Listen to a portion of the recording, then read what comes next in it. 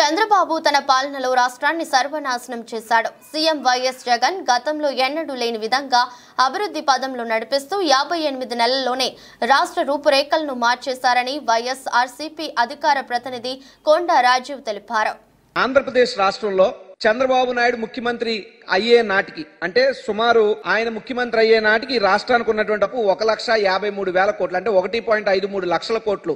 దాన్ని చంద్రబాబు నాయుడు గారు 4.12 లక్షల కోట్లకు పెంచాడు. అంటే చంద్రబాబు నాయుడు గారు సుమారు ఆయన ముఖ్యమంత్రిగా ఉన్నప్పుడు 2.70 లక్షల కోట్ల రూపాయల అప్పు ఈ రాష్ట్రంలో చంద్రబాబు నాయుడు చేయడం జరిగింది. జగన్మోహన్ రెడ్డి గారు ముఖ్యమంత్రి అయిన తర్వాత 4.12 లక్షల కోట్లు ఉన్నటువంటి అప్పు 7 లక్షల కోట్ల రూపాయల వరకు రావడం జరిగింది. అంటే సుమారు జగన్మోహన్ రెడ్డి గారు 2.80 లక్షల కోట్లు జగన్మోహన్ రెడ్డి గారి ప్రభుత్వంలో చేయడం జరిగింది. కానీ మరి 11 లక్షల కోట్ల రూపాయల అప్పు ఎక్కడి నుంచి వచ్చిందో తెలుగుదేశం పార్టీ వారు సమాధానం చెప్తారా, రామోజీరావు గారు సమాధానం చెప్తారా, రాధాకృష్ణ గారు సమాధానం చెప్తారా చెప్పాలి. అప్పుల మీద ప్రతిసారి కూడా తప్పుడు వార్తా కథనాలు వండి వారుస్తున్నారు. జగన్మోహన్ రెడ్డి గారి పాలనలో అభివృద్ధిని సంక్షేమాన్ని కూడా జోడు గుర్రాల మీద స్వారీ చేసినట్టు ఆంధ్రప్రదేశ్ రాష్ట్రాన్ని జగన్మోహన్ రెడ్డి గారు పరుగులు పెట్టిస్తున్నారు. ఈ రకంగా చూసుకుంటే సుమారు 4 పోర్ట్లు, 10 షిప్పింగ్ హార్బర్లు, 127 పరిశ్రమలు, 3 ఇండస్ట్రియల్ కారిడార్లు, 10,000కు పైగా రైతు భరోసా కేంద్రాలు, 15,000కు పైగా సచివాలయాలు, మెడికల్ కాలేజీలు, ప్రాజెక్ట్స్ గానీ పెట్టుబడులు గానీ ఇవన్నీ కూడా ఆంధ్రప్రదేశ్ రాష్ట్రంలో with in the span of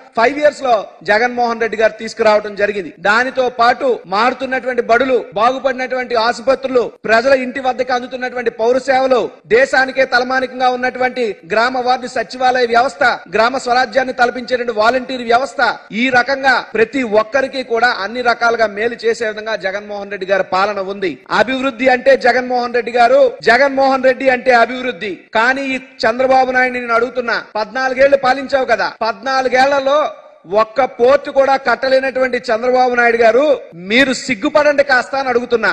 14 ఏళ్ల నీ పాలనలో నీ సొంత కుప్పానికి రెవెన్యూ డివిజన్ తెచ్చుకోలేకపోయారే, దానికి సిగ్గుపడమని చెప్పి అడుగుతున్నా చంద్రబాబు నాయుడిని.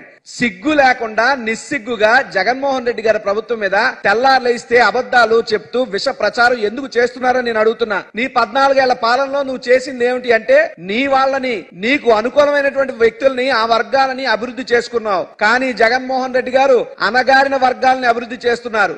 ఎస్సీలు, ఎస్టీలు, బీసీలు, మైనారిటీలు ప్రతి ఒక్కరిని కూడా హక్కును చేర్చుకుని అభివృద్ధిలో భాగస్వాములను చేస్తున్నారు. ఈ రాష్ట్రంలో వచ్చినటువంటి పరిశ్రమలు గాని, ప్రాజెక్ట్స్ టుడే సర్వే ప్రకారం గడిచినటువంటి ఇన్వెస్టర్స్ సమిట్ తర్వాత వచ్చినటువంటి ఎంఓయూలు, తద్వారా పెట్టుబడుల ఒప్పందాల్లో గుజరాత్ రాష్ట్రం కంటే కూడా ఆంధ్రప్రదేశ్ రాష్ట్రం మెరుగైనటువంటి స్థితిలో ఉన్నది. ఇది పచ్చ మీడియా చెప్పనటువంటి వాస్తవాలు, ప్రజలకు తెలిసేలా మేం చెప్తున్నటువంటి నిజాలు.